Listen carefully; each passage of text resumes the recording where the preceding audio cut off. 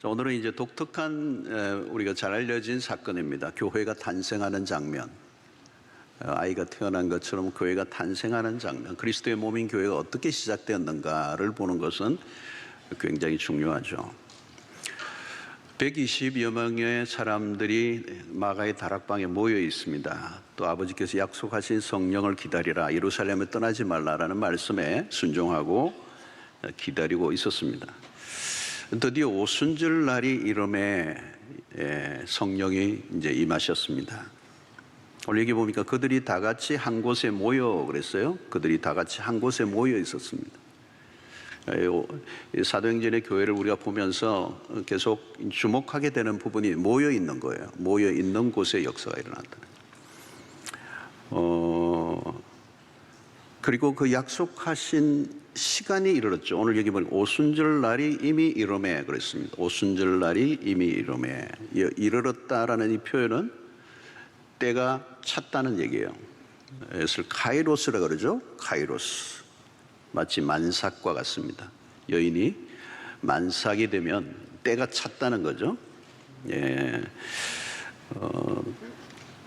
이때는 지금 오순절이라고 그랬습니다. 오순절이 날이 이미 이름에 그랬습니다. 이 오순절은 유월절로부터 50일째 되는 날이에요. 그래서 이 날을 우리는 77절이라고도 합니다. 7749. 유월절 이후 50일째 오순절, 77절, 또 맥추절, 추수기예요. 추수기. 자, 우리는 유월절이라는 절기를 잘 압니다. 양의 피로 문술줄을 바를 때 이스라엘 히브리 민족의 그 집에 그 저주가 지나가는, 패스 오브 되는, 구원받은 날. 그 날로 49일, 50일째 이 오순절이라고 그러고, 그 날에 지금 이제 성령이 임하셨습니다. 자, 그런데 여기 보면 호련이라는 단어가 나와요. 호련이 갑자기예요. 기다릴 때는 굉장히 힘들지만 하나님의 역사가 시작되는 순간에 오면 굉장히 급하게 일어나는 거예요. 그렇잖아요. 여러분, 임신해서 이렇게 있을 때는 이게 세월이 안 가는 거잖아요. 이게 너무너무 힘든 시간. 근데 때가 되면 아무도 못 말리는 거죠. 만삭에 대해서 나올 때는 아무도 막을 수가 없어요.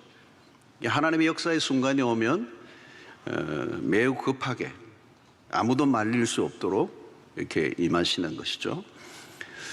자, 이게 호련히, 그리고 하늘로부터 그랬어요. 하늘로부터 그랬어요. 성령이 위로부터 임하셨다. 하늘이라는 단어가 나와요. 자, 우리가 늘 관심을 가져야 되는 것은 하늘입니다. 위를 바라봐야 돼요. 땅에서 일어난 일들에 의해서 하늘이 결정되는 게 아니고, 하늘에서 어떤 일이 일어나느냐에 따라서 땅의 역사가 재해석되는 것입니다. 우리는 땅에 관심이 많은데 땅은 땅이에요, 여러분. 진짜 모든 일은 하늘에서 결정되는 거죠. 하늘로부터 임하신 성령. 근데 사실은 여러분, 예수님이 하늘로 승천하셨죠? 우리가 1장에서 하늘로 승천하셨습니다. 하늘로 승천하셨다는 그 의미는 굉장히 상징적을 갖고 있습니다만은 예수 그리스도 하늘에서 오신 분입니다. 하늘로 올라가신 거예요. 그리고 이제 성령이 다시 임하신 거죠. 보혜사 성령, 또 다른 예수가 영으로 이 세상에 하늘로부터 내려오신 거예요. 그래서 어떻게 오셨는가? 이제 그것이 오늘 2절에 나와 있죠. 호련히 하늘로부터 급하고 강한 바람 같은 소리가 있어 그들이 앉은 온 집에 가득하여. 상상이 되시나요? 호련히 하늘로부터 급하고 강한 바람. 바람이 아니고 바람 같은 소리가 아니에요. 그리고 그들이 앉아있는 온 집에 그 소리, 바람 같은 소리, 급하고 강한 바람 사람이 꽉 차 있다는 거죠. 특이한 사건입니다. 한 번도 보지 못한 거죠. 그래서 성령을 우리는 바람으로 표현할 때가 많아요. 르아흐라는 표현, 히브리어 단어인데 이 바람, 영, 호흡, 숨 뭐 이런 단어들이 있어요. 이 생령 이런 표현들을 쓰죠. 근데 아무튼 이 바람 같은 소리가 강하게 온 집안을 꽉 채웠습니다. 두 번째는 3절인데요. 마치 불의 혀처럼 갈라지는 것이 그들에게 보여 각 사람 위에 하나씩 임하여 있더니, 불이 아니에요. 근데 불의 혀처럼 갈라지는 것들이 그들에게 보였다는 거예요. 시각적으로. 앞에는 바람 같은 소리가 청각적으로 들렸어요. 엄청난 소리예요. 그리고 불의 혀처럼 갈라지는 게 눈으로 보였습니다. 그들에게 보였는데 하나씩 그 사람들 위에 임했다는 거예요. 자, 이 불도 하나님의 임재를 나타낼 때 주로 사용합니다. 불. 시내산에서도 나타나신 불 가운데, 모세가 만날 때도 불 가운데 임하신 하나님. 그래서 청각적으로 하나님의 그 임재가 나타난 거죠. 그래서 4절에 보니까 그들이 다 성령의 충만함을 받고 성령이 말하게 하심을 따라 다른 언어들로 말하기를 시작하니라. 다른 언어들을 말하기 시작. 여기서 이 방언은 랭귀지를 말합니다. 알아들을 수 없는 이상한 말이 아니고, 여기에서는 실제로 그 각 나라의 언어들을 사용하는데 그들이 한 번도 배워본 적이 없는 언어가 나라의 언어를 한 거예요. 자, 오늘 여기에서 이 사건을 통하여 우리에게 주는 오늘 본문의 메시지가 뭐냐는 거죠. 첫 번째는 하나님의 강력한 임재예요. 강력한 임재. 제자들은 지금 고립되어 있습니다. 그런데 갑자기 하늘이 열리고 기다리던 성령이 오셨어요. 그런데 그분이 불처럼 바람처럼 임하시는 거예요. 자, 이것은 보편적인 사건은 아니에요.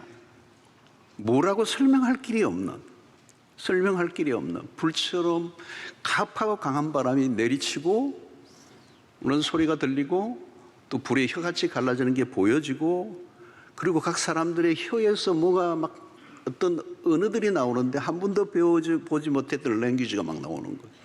그 사람들이 일어나. 그 사람들이 저 사람이 세출에 죄다 사람들이 조롱하기도 했죠.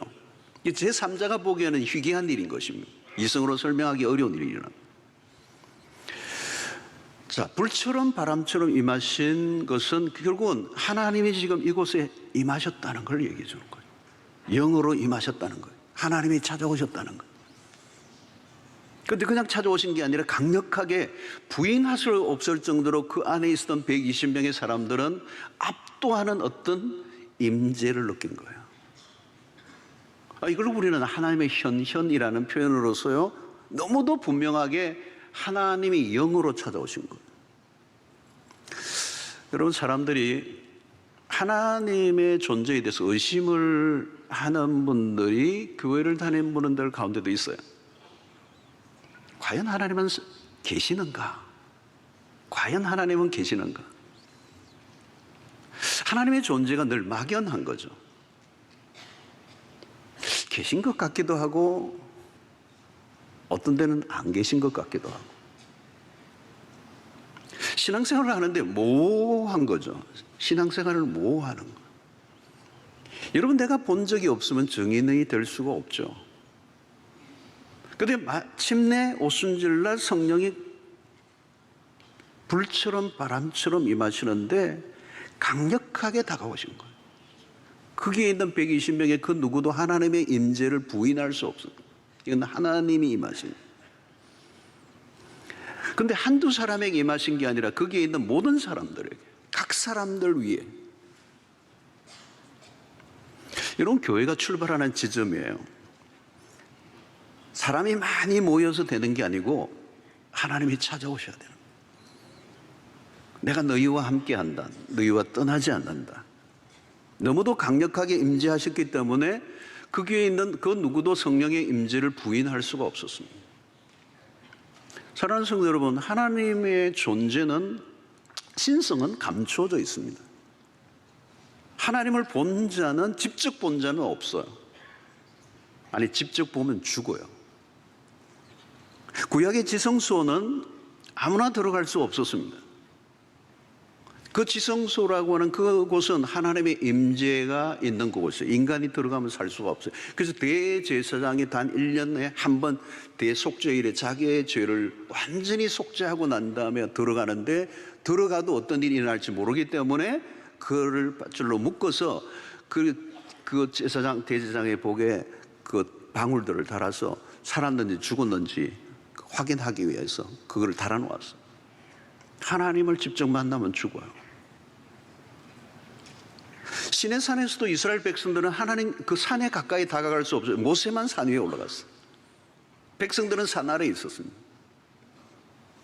죄인이 하나님을 보고 싶다고 볼 수 있는 게 아닙니다. 그 영광은 너무 찬란해서 우리가 볼 수 없습니다. 모세는 하나님의 영광을 보고자 하나님께 떼를 쓰죠. 당신의 영광을 보고 싶다는 거예요. 너무 떼를 쓰니까 하나님이 자비를 베푸시죠. 근데 뭘 보여주시죠? 하나님의 등을 보여주시는 거예요. 의인화된 표현입니다. 하나님에게 무슨 등이 있겠습니까?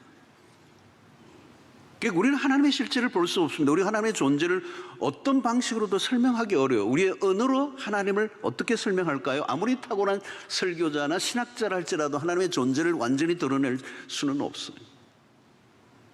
하나님과 인간, 창조자와 피조물의 차이는 너무 커요. 하나님은 신비로우신 분이시죠. 우리가 믿음으로 그 신비로운 하나님을 받아들일 뿐입니다. 그리고 그 초월자와 우리와의 간격을 우리는 인정해야 하죠. 그래서 성육신이라는 인카네이션, 하나님이 인간이 되셔서 우리 가운데 오셨다는 이 성육신의 교리는 신비 중에 신비입니다. 우주 천하 만물을 만드신 그 창조주가 그 창조주이신 그 절대자이신 초월자이신 그분이 인간이 되셨다는 것, 이것은 놀라운 것이죠. 몸을 입고 우리 가운데 오신 그리스도. 그런데 그 육체로 오신 그리스도가 하늘로 승천하셨어요. 그런데 영으로 또 다른 보혜사로, 영으로 우리 가운데 이제 임하셔서 너희를 떠나지 않겠다. 마태복음 28장 20절을 보면 세상 끝날까지 너희와 항상 함께 있으리라. 이 말씀은 결국은 예수 그리스도의 성천 이후에 다시 오실 성령의 약속인 거죠. 오순절의 성령의 강림은 하나님의 임재를 명백하게 드러내신 사건입니다. 이 사건은 하나님이 특별한 장소와 시간에 특정한 사람을 만나주신 사건이에요. 자연계 중에서도 가장 강력한 것을 상징하는 바람과 그리고 불을 통하여 하나님이 우리에게 찾아오셨다는 사실을 모든 그 안에 있는 사람들이 느끼게 해주신 거예요. 사랑하는 성도 여러분, 부흥이 무엇이냐면 하나님이 찾아오시면 부흥이에요. 오늘 우리의 심령 속에 하나님이 찾아오시면 내 안에 부흥이 일어나는 거예요. 존재를 흔드는 만남. 한 교회 안에 모든 회중이 부인할 수 없을 만큼 강력하게 찾아오시면 그 교회의 부흥이 일어나는 거예요. 여러분, 성경 안에서만 해도 이런 일들이 일어난 적이 있어요. 역사 속에 있었습니다. 구약의 성전 시대는 지성소의 하나님의 임재, 그러나 그리스도의 오심으로 더 이상 성전이라는 건물에 갇힌 하나님이 아니에요. 성령을 모신 우리가 성전이고 우리가 가고 우리가 있는 곳이 성전이 되는 역사. 내 안에 성령이 계시는가 계시지 않는가가 중요한 것입니다. 구약시대는 성전이 이스라엘 안에 있었습니다. 그런데 그리스도가 몸을 입고 시공간 속에 찾아오셔서, 그러나 이제는 성령은 시공간을 초월해서 우리 가운데 임하셨다는 것입니다. 여러분, 하나님이 우리 안에 거하시는 것보다 더 큰 은혜는 없습니다. 이것도 신비로운 일이에요. 본래 여러분, 에덴 동산에서 인간은 하나님과 함께하는 삶이었어요. 하나님과 늘 대면하고 하나님과 늘 대화를 나누었던 존재가 인간이에요. 그런데 죄로 인하여 이 하나님과 함께하는 삶을 잃어버렸어요. 이게 인간의 가장 큰 상실입니다. 그런데 오순절에 성령이 임하심으로 에덴 동산에서 잃어버렸던 하나님과의 함께하심, 그리고 거듭거듭 약속하셨던 내가 너희와 함께하겠다, 너희를 떠나지 않겠다라고 하는 이 말씀이 그대로 이루어진 사건. 하나님이 그리스도의 영으로 성령을 우리 가운데 보내주셔서 회중에 있는 그 누구도 부인할 수 없을 만큼 강력하게 임하사 하나님의 백성들 안에 새 영을 불어넣어 주신 것입니다. 여러분, 하나님으로부터 더 이상 독립이 아니라 하나님과 함께하는 삶, 이게 능력이라는 거예요. 사랑하는 성도 여러분, 오늘 신약시대에 우리에게 주신 축복이 바로 그것입니다. 하나님과 대면하며 살아갈 수 있는 은혜, 성령이 우리 가운데 찾아오셨다는 이 놀라운 약속이 오늘 여러분들 안에 그대로 이루어지게 되기를 축원합니다. 오늘 우리는 불확실한 시대를 살고 있어요. 모든 게 불투명합니다. 사람들의 내면의 불안이 자리 잡고 있어요. 그런데 여러분, 우리가 가지고 있는 신앙은 불확실한 대상을 따르고 있는 게 아니에요. 성령이 나와 함께 하신다는 가장 강력한 체험, 하나님을 체험하는 것, 하나님을 보고 느끼고 듣고 만날 수 있게 하셨다는 것. 모두가 똑같은 경험을 하는 것은 아닙니다. 오늘 신약의 이 교회가 출발하는 이 시점에는 바람처럼 불처럼 임하시는 방안에 가득하는 이런 독특한 경험을 했지만, 이런 사건이 또 일어나지는 않아요. 그러나 어떤 방식으로든지 하나님이 찾아오시는, 그리고 하나님과 대면하는, 그리고 하나님을 경험하는 사건은 오늘 신약시대의 성령으로 인하여 누구에게나 일어날 수 있습니다. 이런 말씀을 들었을 때도 그걸 느낄 수가 있어요. 어떤 날은 말씀을 듣는데 성령이 나에게 강력하게 감동을 주시는 거예요. 머리끝부터 발끝까지 온몸에 소름이 돋는 듯한, 때로는 내 존재를 완전히 뒤흔들어 놓는, 부인할래야 부인할 수 없이 명료하고 뚜렷한 하나님의 음성으로 내 가슴과 폐부를 찌르고 쪼개고 무릎 꿇게 하고 항복하게 만드는 사건, 하나님이 찾아오신 것입니다. 성령의 감동하심, 이건 분명히 하나님의 음성이야. 그 말씀이 들려지는 은혜, 깨달아지는 은혜. 그래서 이제 신약에 오늘 우리는 더 이상 성령과 우리는 분리할래야 분리할 수 없는, 아무도 성령이 아니고는 예수를 주시라 할 수 없다고 하셨잖아요.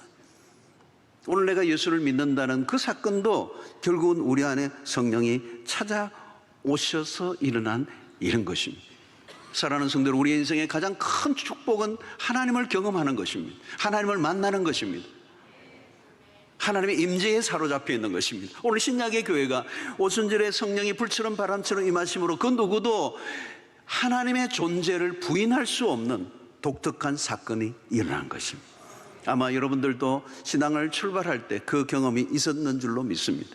어떤 분은 좀 희미할 수도 있지만 어떤 분은 너무도 분명하게 강권적으로 우리의 심령을 흔들어 놓고 감동하게 하고 깨닫게 하고 결단하게 하고 무릎 꿇게 하고 항복하게 만드는 이 놀라운 은혜, 급하고 강한 바람처럼 찾아오신 성령은 당신의 교회를 떠나지 아니하시고 오늘 또 여전히 당신의 백성들과 함께 하고 계시는 줄로 믿습니다. 자, 성령이 임하심으로 주어진 게 뭘까요? 하늘의 권능이요. 그 1장 사도행전 1장 8절의 말씀, 오직 성령이 너에게 임하시면 너희가 권능을 받고 그랬어요. 바로 이 권능입니다. 바람이 오늘 부는데 임의로 통제할 수 없는 강한 바람이, 인간의 어떤 힘으로 억제할 수 없이 임해온 것입니다. 사랑하는 성도 여러분, 우리의 삶에 하나님의 백성들이 살아가기 위해서는, 하나님의 백성답게 살아가기 위해서 필요한 것은 하늘의 권능이라는 거죠. 하나님의 나라를 세우기 위해서는 하늘의 권능이 임해야 된다는, 우리가 가지고 있는 것으로는 하나님의 나라를 위해서 우리의 삶을 드릴 수가 없어요. 그래서 권능이 필요한 이유는 하나님의 영광을 위해서, 하나님의 복음을 위해서, 하나님의 나라를 위해서. 그동안 제자들은 무력했습니다. 골리앗과 싸웠던 이스라엘 백성들도 각종 무기들을 가지고 있었지만 골리앗 앞에 아무런 의미가 없었어요.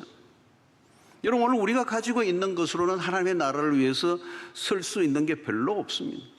예루살렘과 온 유대와 사마리아 땅끝까지로 정례 삶을 사는 삶은 전투와 같은 것이죠. 어둠의 세력과 대결을 해야 되고 마귀와의 전쟁에 싸워서 이겨야 합니다. 자칫하면 싸우기도 전에 무너질 수 있습니다.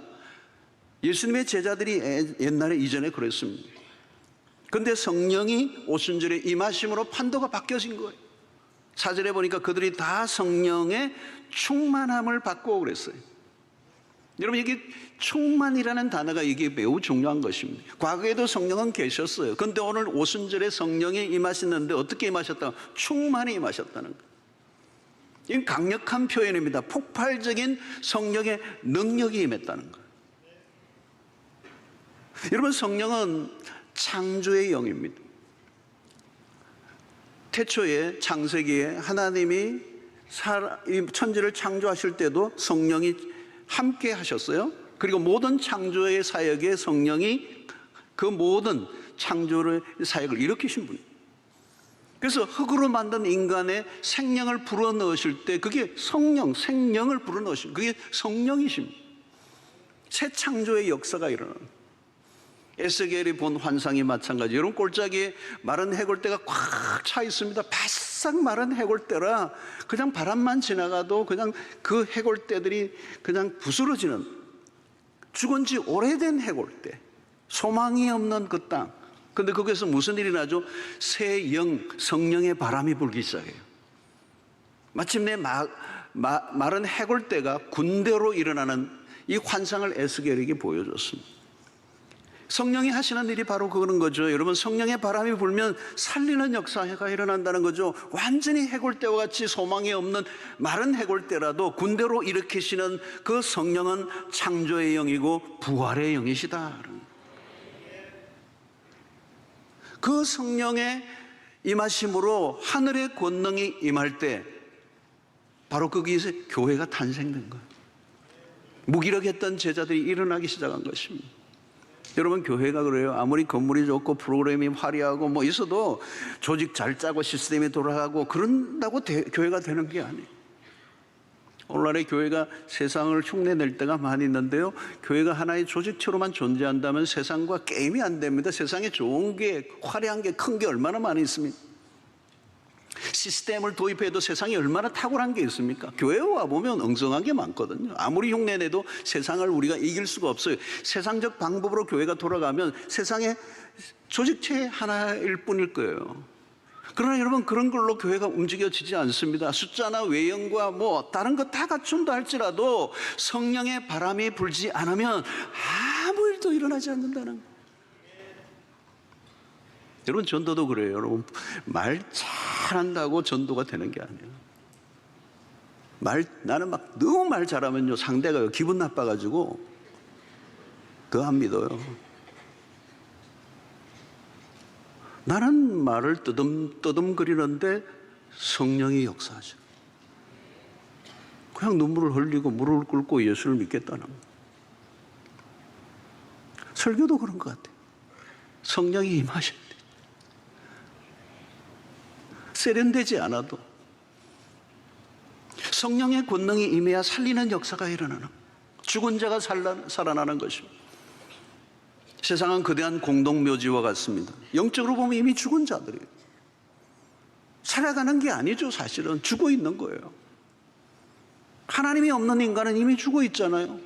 교회도 마찬가지요. 성령의 역사가 멈춘 교회는 조용해요. 혼수 상태에 빠져 있는 교회들이 있습니다. 살아있으나 실상은 죽은 자.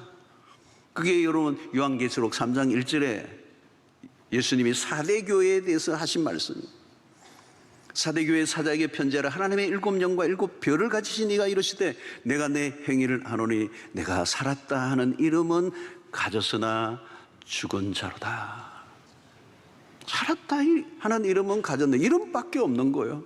이미 죽어 있다는 거예요. 4대 교회가 그랬다는 거예요. 겉으로 보면 살아있는 것 같아 보이는데 그건 살갗만 살짝 덮여져 있는 것이지 생기가 없고 활력도 없고 이미 다 빠져 있는 거예요. 다 죽어 있는 거예요. 아무 능력이 없다는 겁니다.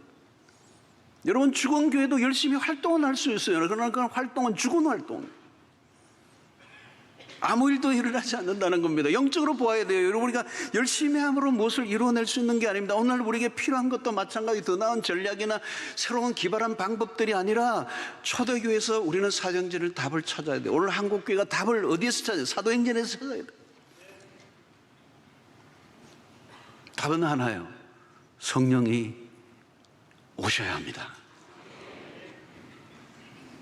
성령이 아니고는 아무도 예수를 믿을 수 없고요, 성령이 아니고는 아무도 권세 있는 그리스도인의 삶을 살 수 없다는 것입니다. 위로부터 능력이 입히워질 때까지.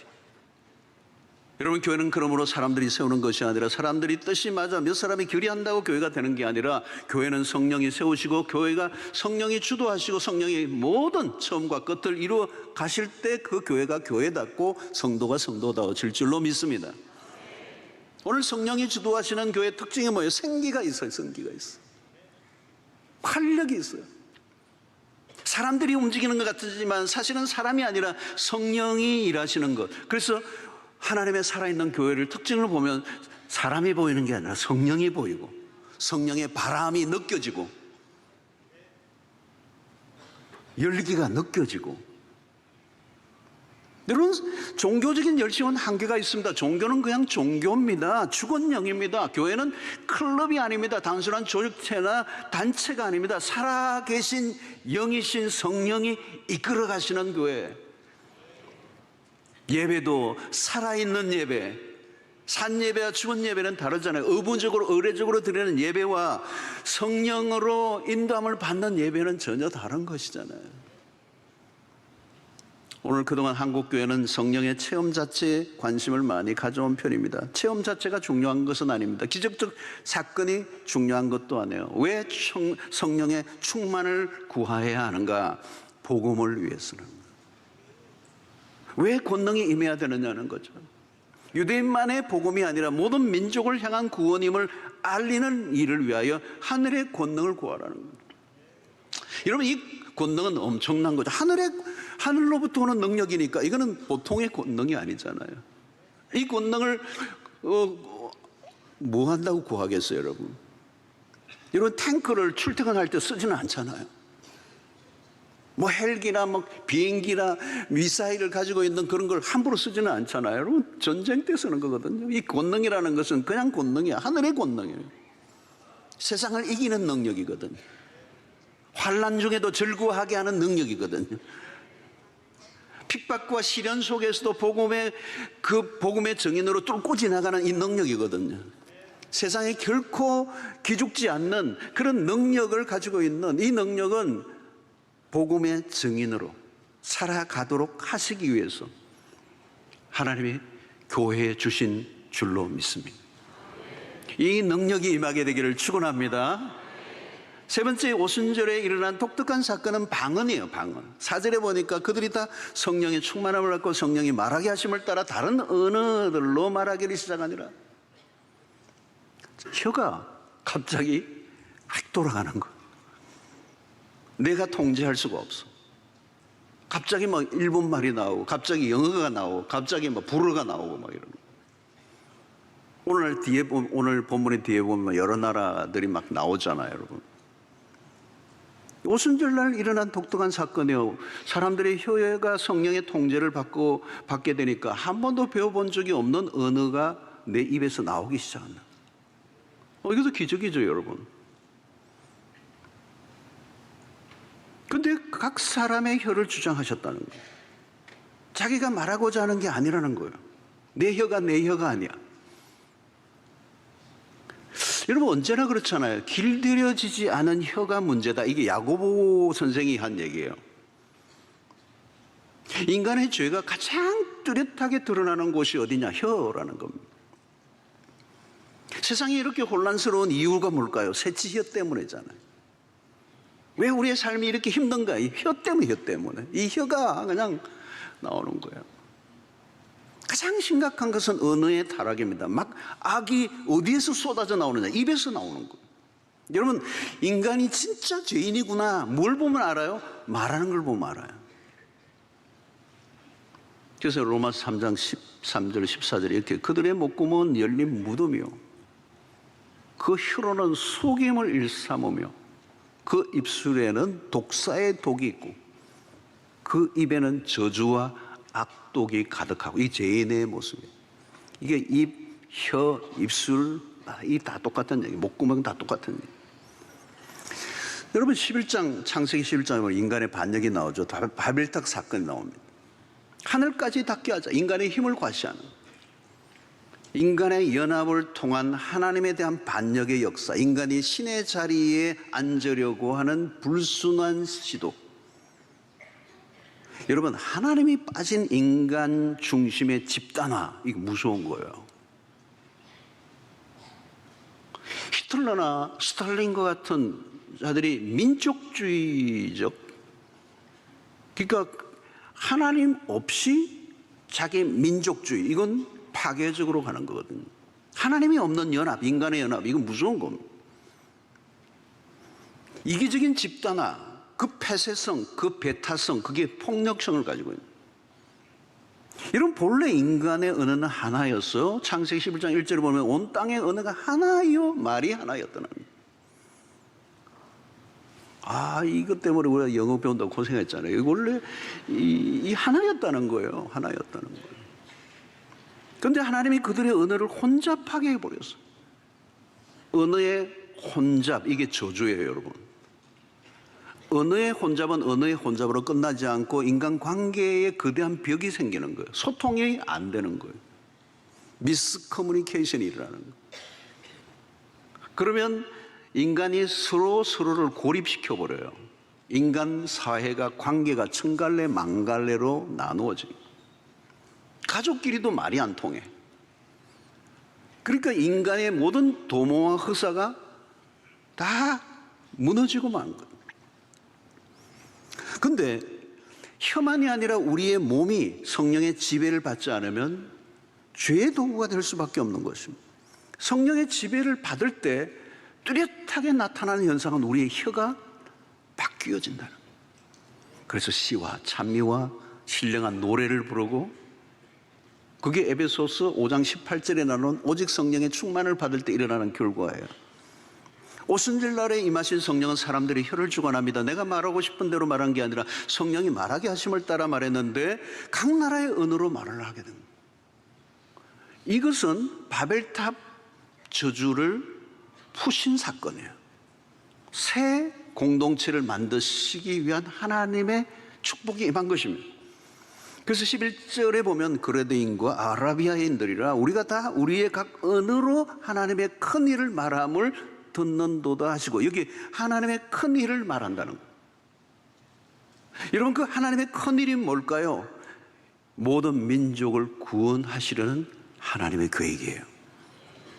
사랑하는 성도 여러분, 기독교는 말로 복음이 전해져야 합니다. 입을 열어 전해줘야 돼요. 우리가 전해야 될 메시지가 있어요. 우리는 메신저란 말이죠. 메신저는 내가 말하고 싶은 것을 말하는 게 아니고 하나님이 말하게 하심을 따라 그 말을 할 때 구원의 역사가 일어나는데, 이것을 누가 하느냐? 성령의 충만함을 받을 때 성령이 내 입을 주장하심으로 진리 가운데로 우리를 이끌어주시고 진리를 선포하게 하시고, 그래서 사람들로 하여금 진리 안으로 인도해 내는 일을 사도행전에서 성령의 오심으로 일어나게 하신 것입니다. 바벨탑으로 흩어진 인류를 예수 그리스도의 복음으로 모든 열방을 그리스도 안에서 통일되게 하려 하심이라. 이게 에베소서의 메시지예요. 분열이 아니라 그리스도 안에서 통일. 세상은 나라와 나라, 민족과 민족의 경계선을 그어두고 전쟁이 벌어집니다. 오늘 또 세상은 온통 전쟁통입니다. 긴장과 대립, 갈등이 끝이 없습니다. 아마 주님이 오시는 날까지 이루어지지 않을 거예요. 그러나 복음으로만 이 경계선을 넘고 복음 안에서 하나가 되게 하는, 이 하나님의 큰 일을 전하도록 하시겠다는 것입니다. 사랑하는 성도는 인간의 자랑을 드러내는 탑을 찾고자 도모한 것이 아니라 하나님의 나라를 세워가는데 이 우리의 언어를 사용하게 하시려고 각 나라의 방언이 터지게 된 것입니다. 그래서 이 주도권은 우리에게 있는 게 아니라 하나님이 주신다는 것. 더 이상 우리의 마음대로 살 수 없는 우리의 혀가 하나님의 큰 일을 이루는 일에 쓰여지도록 하신 것입니다. 그래서 신약의 교회는 그런 면에서 선교적이다. 그래서 우리의 혀는 사용 목적이 정확하게 정해져 있어요. 뭐죠? 하나님의 큰일, 천하 만민의 예수의 복음을 전하여 구원을 얻게 하는 그 일을 위하여 우리의 혀를 사용하게 하신 것입니다. 사랑하는 성도 여러분, 그 일이 오늘 사도행전에 일어났습니다. 5대장 6대주 모든 민족과 족속들에게 복음이 전해졌어요.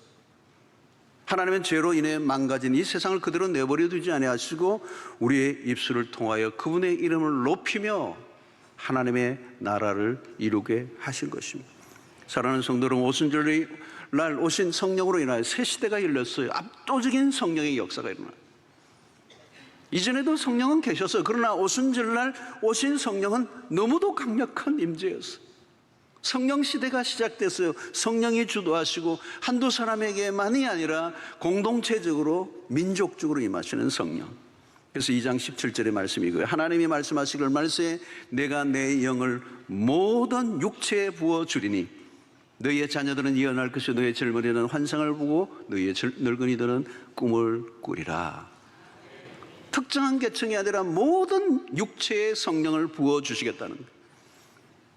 사랑하는 성도 여러분, 이것은 이제 작은 시냇물이 흐르는 게 아니라 거대한 대양을 이루는, 미풍이 아니라 폭풍이 밀어닥쳤어요. 거대한 성령의 물결이 파도가 치며 변방에 있던 이 복음이 갈릴리에서부터 온 민족을 흘러가게 하신 것입니다. 그것이 오늘 우리에게까지 온 줄로 믿습니다. 지금도 하나님은 살아계십니다. 구체적으로 일하시는 분이십니다. 하나님의 백성들의 성령을 부어주시고 권능을 입히사 하나님의 나라의 일꾼들이 되게 하시고 하나님의 나라의 꿈을 모든 세대가 꾸게 하신 것이죠.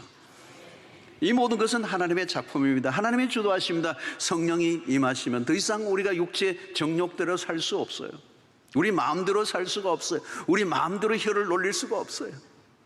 우리 안에 계신 성령 때문입니다. 성령에게 모든 걸 맡길 때 그 신자는 비로소 신자답게 살 수 있는 것이죠. 사랑하는 성도 여러분, 이제 성령의 바람에 이끌려 살아갈 수 있게 되기를 축원합니다. 성령에 사로잡혀 살면 예수 믿기 쉬워요, 여러분. 말씀대로 살기 쉬워요. 죄 짓지 않으려고 노력할 필요 없어요. 여러분, 성령이 임하시면 죄의 힘은 권세가 없어요. 그러나 성령에 충만하지 않으면 죄의 권세는 엄청나요. 우리를 사로잡을 거예요. 그러나 성령의 능력에 사로잡히면 더 이상 육신의 소욕을 따라 지배되지 않고 지배받지 않고 진리 가운데 살아가는 능력이 우리 안에 주어지게 될 줄로 믿습니다.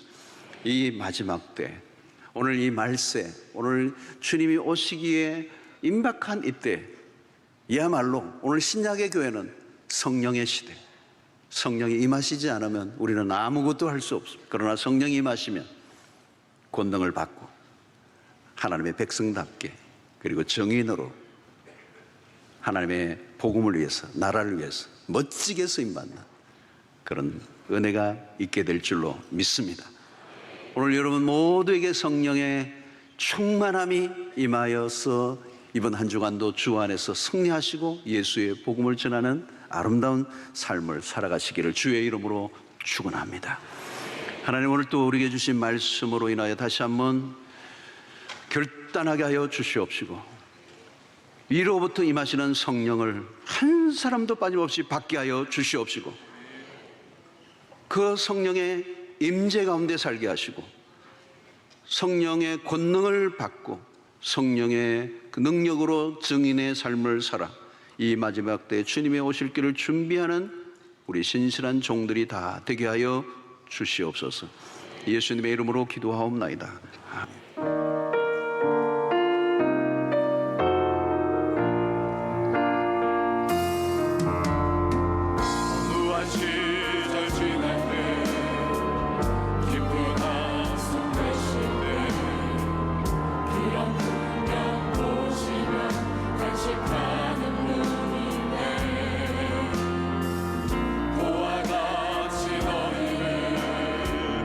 버려두지 않으리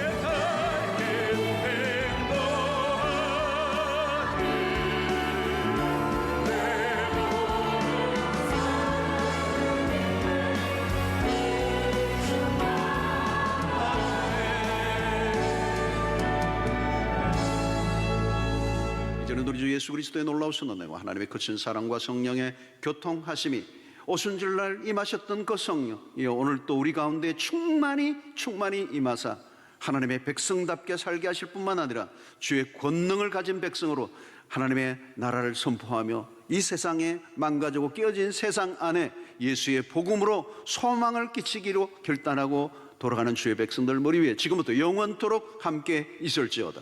아멘.